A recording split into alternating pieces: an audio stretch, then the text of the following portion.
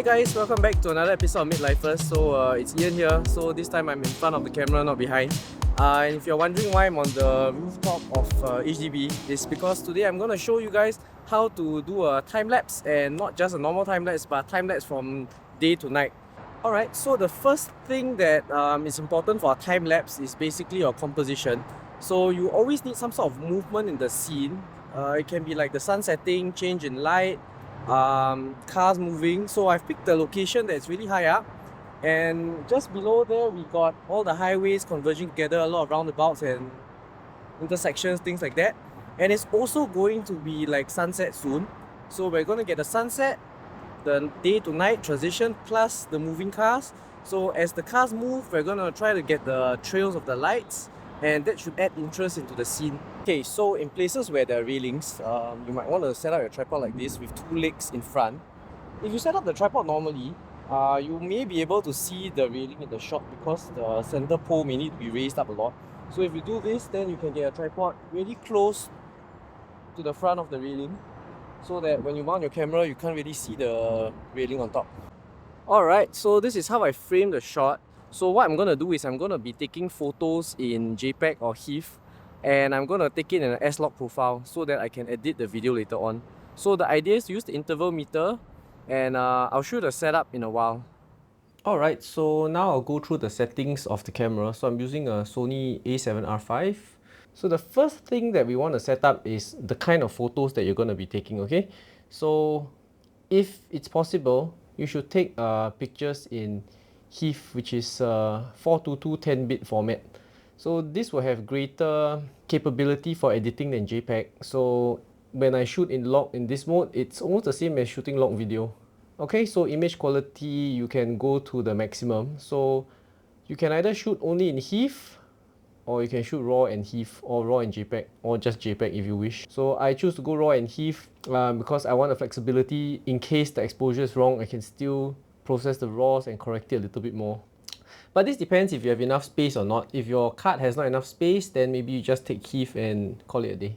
Okay, so I'm shooting compressed RAW, save space. Image quality is not so much of a concern because we are making a video out of this. So, and the HEIF quality, definitely you would want extra fine and 60 megapixels. Okay, so for recording media, I have it on slot 1 or slot 2, up to you. Then I have an auto switch, so in case the first card fills up, it would just continue writing on the second card. So image quality settings is the same thing we've just gone through. Lens compensation, you should turn it on because we are not going to process the RAWs. So just let it correct everything inside the camera. Go all the way down to drive mode. Okay, so in drive mode, there will be something called interval shooting function. So this is the main menu for interval shooting. So interval shooting means we are shooting multiple images at a predetermined interval. The options are here. So firstly, you have to turn it on. So the shooting start time will be, this is 1 second after you press the shutter, or you can start it maybe 1 minute after you press the shutter. It's up to you. You can set it up and then you wait for sunset. So if you're early by, let's say, an hour, maybe you want to give it an hour before you start. Or if you are leaving the camera unattended, maybe that's a good option. But I generally leave it to 1 second because I press it and I want to start. So the interval wise, I usually set it to 1 to 5 seconds because I like to take more images. The more images I take, the more I can throw away in post. So it doesn't harm by getting more images. The only harm is that you need a bigger memory card. So it just depends. It calculates for you the total shooting time depending on the number of shots and the interval over here. So you can see if the duration is sufficient for your time lapse. So I generally pick around 3, especially from a day to night, so that I have enough frames to make it smooth in the day with a fast shutter speed. And also at night, I can let the shutter speed drag maybe to 1.5 seconds, and it still doesn't look weird. So you don't really want your shutter speed to exceed the shooting interval. So if you intend to do like a 3-second shutter speed or 4-second shutter speed, then you might want to choose like 5 seconds for the interval. So once again, the interval just tells the camera how often, every 3 seconds or 5 seconds or anything you determine to take a photo. Number of shots is the total number of shots that it will take before stopping. You can set this to a very big number and then just stop it manually. That's what I usually do. So I just set it to like 6,000. You can set it to, if you want only 1,000, just set it to 1,000. And this one is very important also. this is your tracking sensitivity for your auto exposure. So there are 3 settings: high, medium, low. So low would not let the exposure vary too greatly, too quickly. So that will give you the smoothest transition in exposure. So generally, I would recommend you set it on low, because if you set it on high, sometimes it will get brighter and dimmer. And then you might encounter some flickering if you speed it up too much. So I think low is the best. It's been working for me so far. And shutter time interval, if you can, use electronic shutter, because it's gonna just take a lot of photos, and I know some people don't really want to wear out their mechanical shutter. Okay, then this one, shoot interval priority, means that it would prioritize the shooting time over the shutter speed. So let's say if you set your shooting interval, which is this one, let's say this interval is 3 seconds, it will not let your shutter speed exceed 3 seconds. So it will get your shot every 3 seconds. So some shots may be darker if your shutter speed isn't long enough. So generally, just pay attention to this. The downside of turning off shooting interval priority is that you might actually miss some motion because you're actually dragging your shutter speed. So if your shutter speed drags to 5 seconds, then your interval time, this one, would definitely also drag to 5 seconds. So I generally want to prioritize my motion, so I leave this on, and then I just am very careful in setting the interval, okay? Alright, so we're done with this menu, which is the most important one.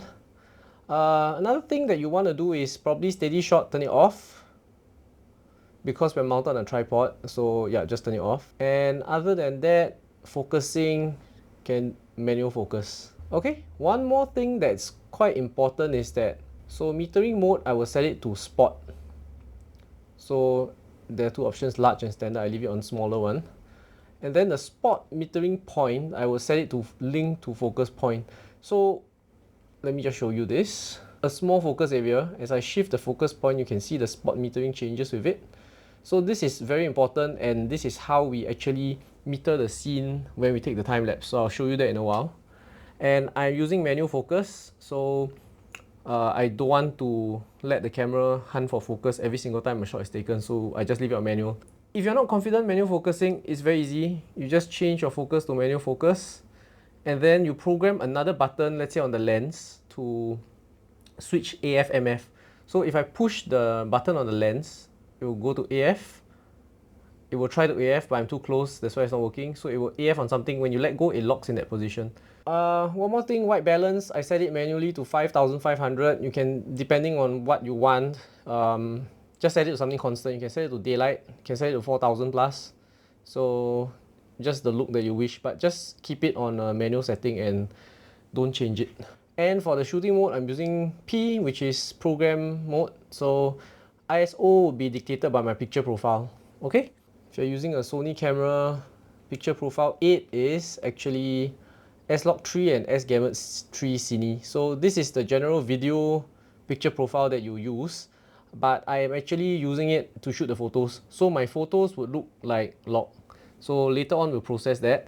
If you don't wish to shoot in log, you can just choose picture profile none. You can turn it off, and yeah, you can just look at the screen and this is what you get. But the benefit with log is that you can edit in post and push the image a little bit more than a JPEG. Alright, so that's basically the settings for the camera. Then let's go shoot. Okay, so now it's like about 15 minutes before sunset. So I'm going to just start running the interval meter now. Alright, so I've started my interval. Just want to explain what I'm doing over here. So you can see over here that the scene has the road, the sky, and some trees over there. So you want to try to bring the metering point to be somewhere that shouldn't change in brightness drastically. So the thing is that if you put it at the sky, sometimes, or if you leave it on the evaluative matrix mode, sometimes it will just take into account a passing cloud, and then it will alter your exposure, and you get flickering in the video after you combine all the images together, because some will be brighter and some will be darker. So what I've done is I've used a spot meter. So the spot meter follows the focusing point over here. So I have just shifted my focus point here to somewhere where it's a little bit dark, and it shouldn't change in exposure so much during the shoot. So you don't want something that would have like cars going by, or you don't want the clouds going by, that kind of thing. So the trees over here are pretty constant, but the problem is you would say that the trees are very dark. So how do you account for that? So it's on auto exposure mode, or P mode. So what I've done is I brought down the exposure compensation -2.7.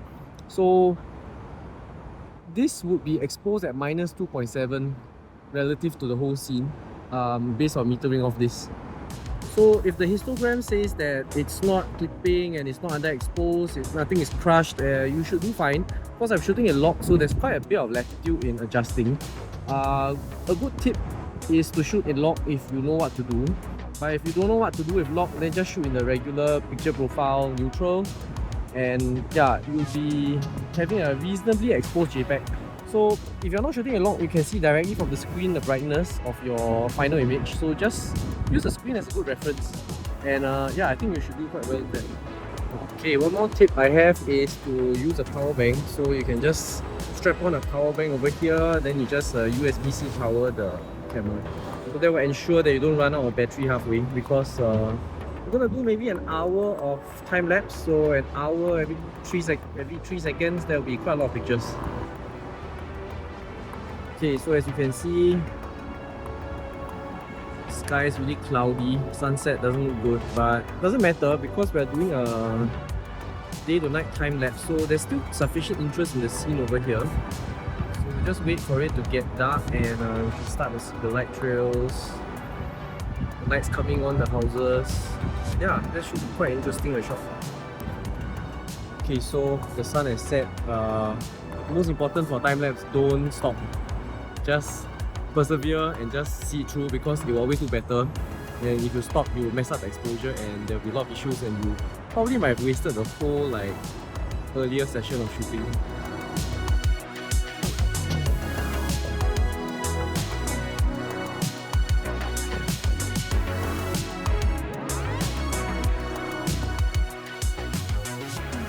Alright, so now we're back in the editing room. So I'm going to show you how you can piece together all the images you have taken and convert them into a video that you can post on YouTube or Instagram or whatever. Alright, so basically I'm using Resolve. So I've added all the individual HEIF files, the images, into the media pool. So I'm just going to select all the images, and then I'm just going to drag them into the timeline, okay?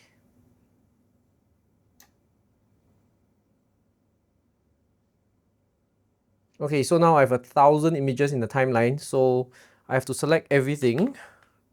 Okay, so once we select everything, okay, I'll select everything. Then I will just change the clip duration to 1 frame. Okay, so now every single image is actually 1 frame. So that will shorten everything into maybe 40 seconds. Okay, so now we have a lot of images, 1 frame duration each.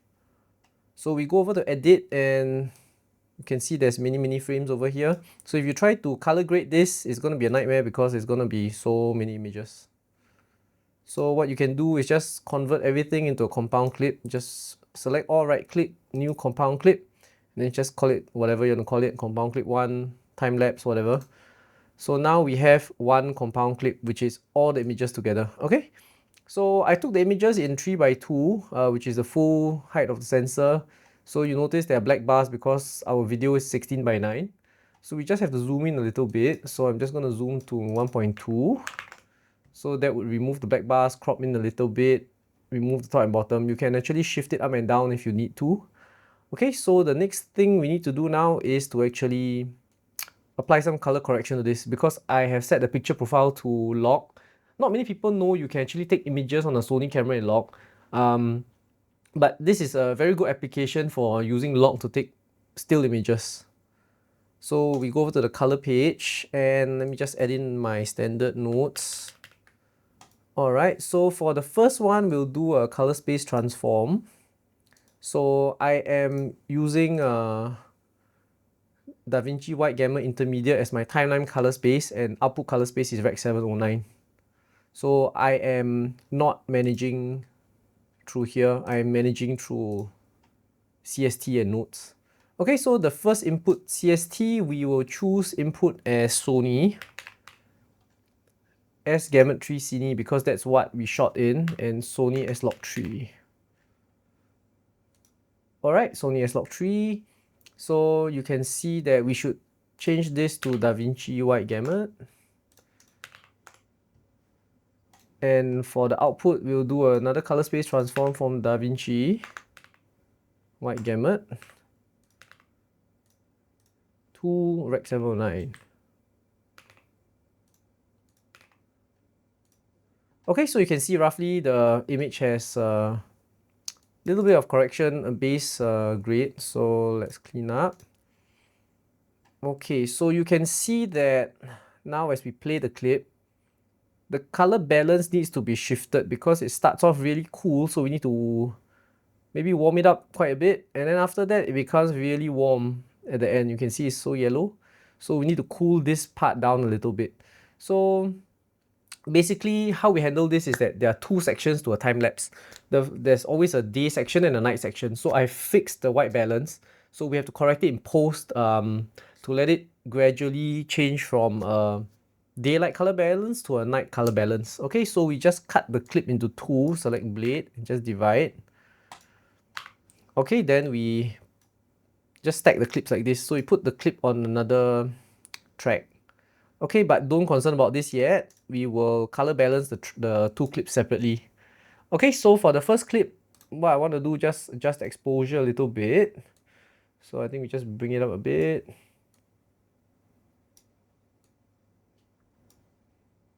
Let's do our initial primary correction, give a bit of contrast.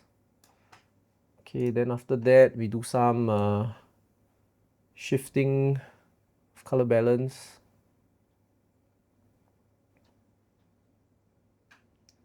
Okay, looks pretty decent. Not gonna spend much time. Give it some saturation. There are better ways to do saturation, but it's easier like this. Then we check full screen. Looks alright. A bit saturated, but it's okay. It's a photo. Maybe bring it back down a little bit.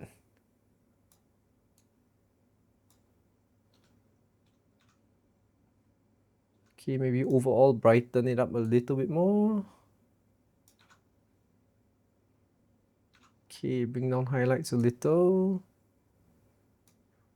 Bring it up a bit more. Okay, so happy with this look. Then we go on to the next clip. So same thing. So this one we graded for in the day setting. So before the light changes. And then the next clip we will go somewhere where it's already nighttime and we want to color balance for the night lights. So obviously we need to color balance it first. So I'm just gonna give it way more blues.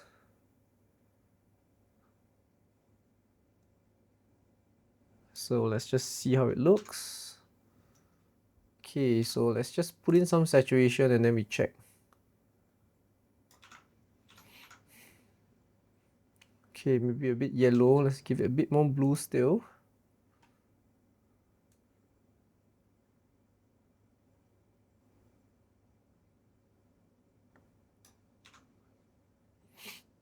Okay, looks pretty balanced now. It's not too yellow. Buildings are nice blue, sky is blue. Alright, so now we have two very different grades.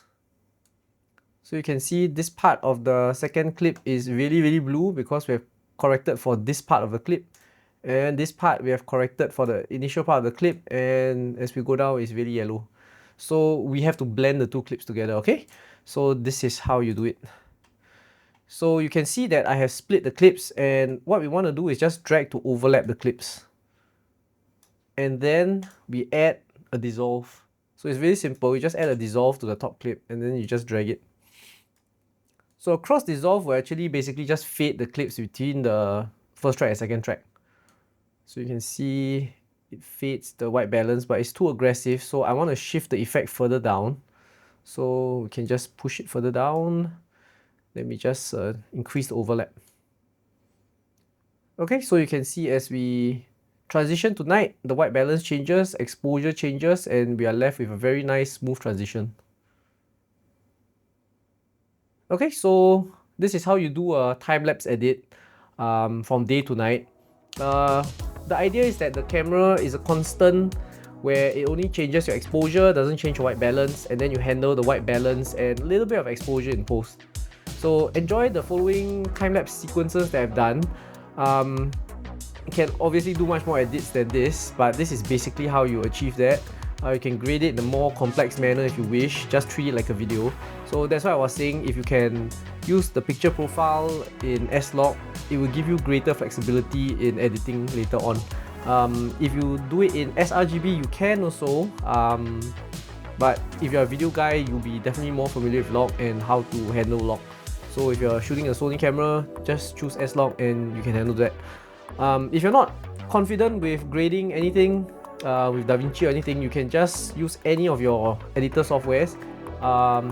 You can use a LUT, or you can just shoot in your normal picture profile, which is just like a JPEG, and you can just do minor tweaks to your white balance and your exposure like that. May not be as good, because if you're shooting JPEG it's 8-bit, if you're shooting HEIF it's 10-bit, so 10-bit maybe you still can adjust, but I think log still gives the greatest flexibility in terms of exposure. Yeah, so if you like this video, give it a like, subscribe. I'm gonna do more of these kind of how-to videos and some digital stuff that Prush doesn't really like to do. And yeah, just watch and enjoy the rest of the time lapses. Bye!